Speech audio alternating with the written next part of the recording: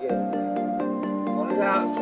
সময়ের কাজ এটা তা অবশ্য জানি না। আর গাছটা অন্তত প্রায় কয় বছর ধরে? এটা অন্তত 100 বছরের উপরে আছে।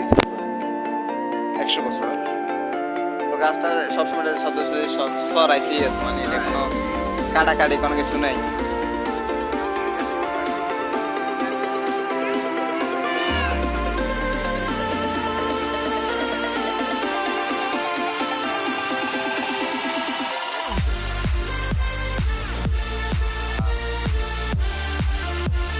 মানে গাছ কাটা কাটা ফল ফেরা কানের কানের সমস্যা ছিল কেন?